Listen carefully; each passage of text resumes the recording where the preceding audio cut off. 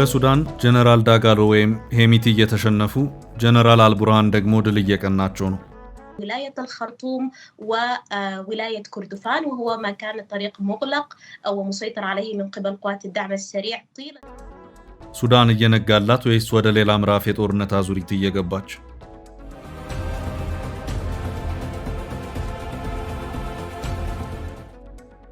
ሱዳን አሁንም ጦርነት ላይ ናት። የጦርነቱ የኃይል ሚዛን ግን እየተቀየረ ነው። በሱዳን ለ3 ዓመታት ከባድ ፍልሚያ ላይ ነበሩት ጀነራል መሐመድ ሐምዳን ዳጋሎ በመጨረሻም ድል እየቀናቸው አይደለም። الجيش يعلن إحكام قبضته على منطقتي قرفة وجريجخ شمال مدينة بارا بولاية شمال كردفان بعد معارك مع قوات الدعم السريع. ጦራቸው አቅም እያጠረውና እየተሸነፈም ይገኛል። በርካታ ቦታዎችንም በአጭር ጊዜ ውስጥ ለቆ በአሁኑ ሰዓት ጦር የመበታተን ሁኔታ ውስጥ ገብቷል። የጦር በአንድ ወቅት መናገሻዋን ካርቱምን ተቆጣጥሮ የነበረና ፋታ በማይሰጥ የድሮን ጥቃቱም የሱዳንን ብሔራዊ ጦር ክፉኛ ሲያራውጥ የነበረ ነው። ከተወሰኑ ጊዜያት ወዲህ ግን በአጭር ጊዜ ውስጥ ይኸው በጀነራል መሐመድ ሐምዳን ዳጋሎ የሚመራው ፈጥኖ ደራሽ ጦር መግቢያ መውጫው ጠፍቶት እየታየ ነው። ከአንድ ወር በፊት ከኢትዮጵያ አዋሳኝ ግዛት የሆነችውን የብሉ ናይል ግዛት በሱዳን ብሔራዊ ጦር ተነጥቋል። ከሰሞኑ ደግሞ ሰሜን ኮርዶፋን በርካታ ቦታዎችን የተነጠቀበት ሁኔታ ታይቷል። ከዚሁ የሰሜን ኮርዶፋን መጠነ ሰፊ ሽንፈት በኋላ ጀነራል መሐመድ ሐምዳን ዳጋሎ ጦራቸው ማዕከላዊ ዕዝ የተበተነበትን ሁኔታ የሚያሳይ መግለጫ ሰጥተዋል። መግለጫውም በቃ ከዚህ በኋላ እኛን ማዕከላዊ ዕዝ ትዕዛዝን አትጠብቁ፣ በራሳችሁ አካሄድ በመረጣችሁት ሁኔታ እዚያው በዚያው እየተነጋገራችሁ ተዋጉ የሚል ነበር። ይህንን የዳጋሎን መግለጫ የሰሙ ሰዎች ዳጋሎ ጦራቸው ወደ ተበታተነ የሽፍታ ጦር የተቀየረ መሆኑን በግልጽ ያመላከቱበትን መግለጫ ተናገሩ ሲሉም ተደምጠዋል።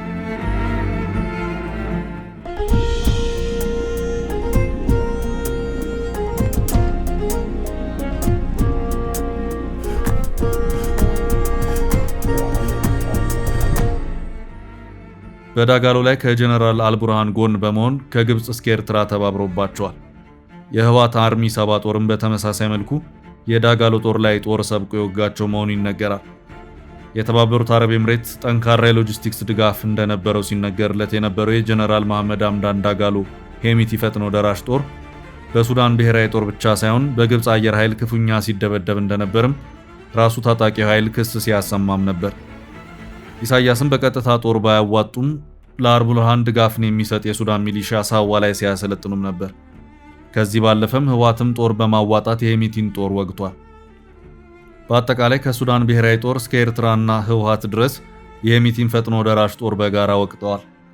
የዳጋሎ ፈጥኖ ደራሽ ጦር እንዲሸነፍ ያደረጉት በርካታ ምክንያቶች ቢኖሩም አንደኛው ምክንያት ተደርጎ የሚጠቀሰው ጦሩ በሱዳናውያን ላይ የሚያደርሰው መጠነ ሰፊ ሰብአዊ መብት ረገጣ ነው። ይህም የጀነራል መሐመድ ሐምዳን ዳጋሎ ጦር ህዝባዊ መሰረቱን እንዲያጣ አድርጎታል ሲባልም ቆይቷል። የዛሬ 3 ዓመት እንደ አውሮፓውያን አቆጣጠር በ2023 ጦርነቱ እንደተጀመረ ሰሞን የጀነራል መሐመድ ሐምዳን ዳጋሎ ሄሚቲ ጦር በጀነራል አብዱልፈታህ አልቡርሃን በሚመራው የሱዳን ብሔራዊ ጦር ላይ ሙሉ የበላይነትን የወሰደበት ሁኔታ ታይቶ ነበር። በሚገባ ተዘጋጅቶ የመጀመሪያውን ማጥቃት የከፈተው ፈጥኖ ደራሽ በመባል የሚታወቀው የጀነራል ዳጋሎ ወይም ሄሚቲ ጦር ስለነበር የሱዳን ብሔራዊ ጦር ድንገተኛ የተከፈተበትን ጥቃት ለመከላከል ከመራወጥ ውጪ ምንም አማራጭ አልነበረው። ይህም በመሆኑ በጀነራል አብዱልፈታህ አልቡርሃን የሚመራው የሱዳን ብሔራዊ ጦር የሚይዝ የሚጨብጠውን አጣ። በዚሁ ግርግር ውስጥ ጦሩ ካርቱምን ተነጠቀ። ሄሚቲ ቤተመንግስቱን፣ ብሔራዊ ጣቢያውን፣ ካርቱም ላይ የሚገኘውን የጦሩን ዋና እዝ ሳይቀር ተቆጣጠሩ። በካርቱም ዙሪያ የሚገኘውን ኦምዱርማንን ተቆጣጠሩ።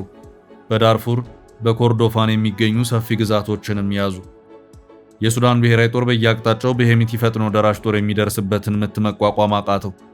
በዚህ ወቅት ጀነራል አብዱልፈታህ አልቡርሃን የመንግስታቸውን መቀመጫ ከካርቱም ወደ ቀይ ባህሯ ወደብ ከተማ ፖርት ሱዳን ማዛወራቸውን ገለጹ። ጀነራል ሄሚቲም ፖርት ሱዳንም ቢሆን አይቀርልህም መጣውልህ ሲሉም ዛቱ። መላ ሱዳንን የመቆጣጠር አቅም እንዳላቸውም አወጁ። ጦርነቱ ተፋፋመ። በዚህ መሃል ሄሚቲ ድሮን ይዘው ብቅ አሉ። በሱዳን ብሔራዊ ጦር የተወሰደባቸውን የአየር ኃይል የበላይነትን ለመቀልበስም ብርቱ ጥረቶችን አደረጉ። የሄሚቲ ድሮኖች ጀነራል አልቡርሃን ጊዜያዊ መንግስት የመቀመጫ ነው ያሉትን ፖርት ሱዳንን ደጋግመው አጠቁ። የነዳጅ ማጠራቀሚያዎች፣ የጦር መሳሪያ ዴፖዎች፣ የአየር ኃይሉ ቤዞችና ሌሎችም ተቋማት የጀነራል መሐመድ ሐምዳን ዳጋሎ ሄሚቲ ጦር ጥቃት ሰለባ ሆኑ። ጥቃቱ ከበደ። በዚህም ወቅት የዳጋሎ ፈጥኖ ደራሽ ጦር የአየር ኃይል የበላይነቱን የያዘ መሰለ።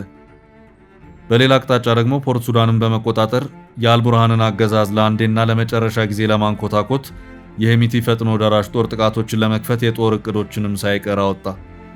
ይሄኛው መጠነ ሰፊ የእግረኛ ውጊያ ነው። ፖርት ሱዳን የምትገኘው በቀይ ባህር ጫፍ ነው። ወደዚች ግዛት ለመድረስ የዳጋሎ ፈጥኖ ደራሽ ጦር መጠነ ሰፊ የሆነና በርካታ ግዛቶችን ያካተተ ዘመቻን ማካሄድ ይጠበቅበት ነበር። በጊዜው ከፖርት ሱዳን ቀይ ባህር ዳርቻ ጀምሮ እስከ ኤርትራ ሱዳን ከሰላ ግዛት ብሎም ከካርቱም በመለስ አጠቃላይ የኢትዮ ኤርትራ ድንበር ድረስ ያለው የሰሜንና የሰሜን ምስራቅ አቅጣጫ እንዲሁም መናገሻዋን ከፊል ማዕከላዊ ሱዳን ብሎም እስከ ግብጽ ሱዳን ድንበር ድረስ ያለውን የተወሰነ ግዛት የጀነራል አብዱልፈታህ አልቡርሃን ጦር ነበር። እናም የጀነራል መሐመድ ሐምዳን ዳጋሎ ጦር ፖርት ሱዳን ደርሶ አልቡርሃንን ከዚያ ለማባረር ቀድሞ እነዚህን አካባቢዎች አንድ በአንድ በእጁ ማስገባት ይጠበቅበታል። ውጊያው ተጧጧፈ፣ ግን ደግሞ አልሆነም። የሱዳን ብሔራዊ ጦር ከመከላከል ባለፈ ወደ መጠነ ሰፊ ማጥቃቱ ገባ። ከሰሜን ወደ ደቡብ እየጠረገ መግፋቱን ተያያዘው። በሂደት ጦርነቱ እንደተጀመረ ሰሞን የተነጠቀውን መናገሻ ከተማዋን ካርቱምን ከዳጋሎ ጦር ነጠቀ። ይህም የጀነራል መሐመድ ሐምዳን ዳጋሎ ጦር የመጀመሪያው ከባዱ ሽንፈት ተደርጎ ተመዘገበ። የዳጋሎ ፈጥኖ ደራሽ ጦር ቆይ ግድ የለም ካርቱምን መልሼ በእጅ ያስገባለሁ ትንሽ ጠብቁኝ ቢልም የሚሆን አልሆነም። የሱዳን ብሔራዊ ጦር ቀስ በቀስ የካርቱምን አካባቢዎች ከዳጋሎ ፈጥኖ ደራሽ ጦር አጸዳ። ፈጥኖ ደራሽ ጦሩ ፖርት ሱዳንን እቆጣጠራለሁ ሲል ጭራሹኑ ካርቱምን አጣ። ወደ ካርቱም እመለሳለሁ ሲል ደግሞ ቀስ በቀስ ከካርቱም እየራቀ መሄድም ግድ አለው። የኃይል ሚዛኑ ከጀነራል መሐመድ ሐምዳን ዳጋሎ በጀነራል አብዱልፈታህ አልቡርሃን ወደሚመራው የሱዳን ብሔራዊ ጦር እያጋደለ መሆኑ በግልጽ እየታየ ሄደ። ወደ ካርቱም እመለሳለሁ የሚለው ተስፋቸውም ቀስ በቀስ እየሟሸሸ የሚሄዱ ጉዳይ ግልጽ እየሆነ ሄደ። በዚህ መሃልም ጀነራል መሐመድ ሐምዳን ዳጋሎ አዲስ መናገሻ ከተማን መስርቻለሁ፣ በዚያም መንግስቴን አቁሜያለሁ ሲሉ አስታወቁ። ዳጋሎ የትይዩ መንግስታቸውን መንግስት መመስረታቸውን የሱዳንን አካሄድ ሌላ መልክ አስያዘው። ይቺ መናገሻ ወይም የአዲሱ መንግስት መቀመጫ የተባለችው የደቡብ ዳርፉር ዋና ከተማ የሆነችው ኒያላ የተባለች ከተማ ናት። በዚህም ወቅት ሱዳን በሁለት መናገሻ ከተሞች ላይ የተመሰረቱ ሁለት መንግስታት ያሏት ሀገር ተባለች። የሱዳን ብሔራዊ አንድነትም አደጋ ላይ ወድቋል የሚሉ ስጋቶች በስፋት መንጸባረቅ ጀመሩ። አንደኛው መንግስት ነኝ የሚለው በጀነራል አብዱልፈታህ አልቡርሃን የሚመራው ቡድን ሲሆን የሱዳን መንግስት ነኝ የሚለው መቀመጫውን ካርቱም በማድረግ ነው። ሌላኛው በጀነራል መሐመድ ሐምዳን ዳጋሎ የሚመራው ቡድን ደግሞ የደቡብ ዳርፉር ዋና ከተማ የሆነችውን ኒያላ የተባለች ከተማን መቀመጫው አድርጎ ሰፊውን የዳርፉር ክፍል እስከ ሱዳን ቻድ ድንበር ድረስ እያስተዳደረ መንግስት ነኝ ሲል አወጀ። በዚህ ወቅት በጀነራል አልቡርሃን የሚመራ የሱዳን ብሔራዊ ጦር በዳጋሎ መናገሻ ከተማ በሆነችው ኒያላ ላይ ተከታታይነት ያላቸውን የድሮን ጥቃቶች አደረሰ። ኒያላ ከተማ ዓለም አቀፍ በረራዎችን የሚያስተናግድ ኤርፖርት ያላት ሲሆን ኤርፖርቱም የዚሁ የድሮን ጥቃት ሰለባ መሆን ግድ አለው። በከተማ የተደጋገመ የድሮን ጥቃት አንደኛ ኤርፖርቱን እንደዚሁም የውጭ ቅጥረኛ ወታደሮች ይሰለጥኑበታል የተባለን አንድ የጦር ካምፕን ኢላማ በማድረግ የተካሄደ ነበር። አሁን ባለው ሁኔታ አብዛኛውን የሱዳን ደቡባዊ ክፍል በተለይም የዳርፉርን አካባቢ የሚቆጣጠረው በጀነራል መሐመድ ሐምዳን ዳጋሎ የሚመራው የፈጥኖ ደራሽ ጦር ነው። በዚህ መሃል ዳጋሎ አንድ የጦር እቅድ ነድፎም ነበር። ይህ እጅግ መጠነ ሰፊ የሆነው ተከታታይ የውጊያ እቅድ የነበረው በኢትዮ ሱዳን እንዲሁም በኤርትራ ያለው የሱዳን ምስራቅ አቅጣጫን አስፍቶ በመቆጣጠር ካርቱምን ወደ መሃል ቆርጦ ከበባ ውስጥ በማስገባት ወደ ቀይ ባህር አቅጣጫ መዝለቅ ነበር።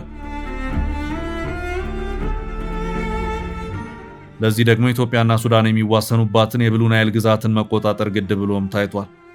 የዳጋሎ ጦር የያዘውን መጠነ ሰፊ ስትራቴጂካዊ ግዛት መቆጣጠር እውን ለማድረግም ባለፈው የካቲትና መጋቢት ወራት ላይ ብሉ ናይል ግዛትን ተቆጣጠረ። በዚህ ወቅት በጀነራል አብዱልፈታህ አልቡርሃን የሚመራ የሱዳን መንግስት የዳጋሎ ጦር ብሉ ናይል ግዛትን የተቆጣጠረው ከኢትዮጵያ መንግስት ድጋፍን በማግኘቱ ነው ሲልም ከሰሰ። የኢትዮጵያ መንግስትም በውጭ ጉዳይ ሚኒስቴር መስሪያ ቤቱ በኩል ፈጽሞ ሐሰተኛ ክስ ነው በማለት አጥብቆ አስተባበለ። የኢትዮጵያ መንግስት እንደውም በምላሹ የጀነራል አልቡርሃንን መንግስት ከህወሓት ጋር ግንኙነት ፈጥሯል ሲልም የራሱን ክስ አቀረበ።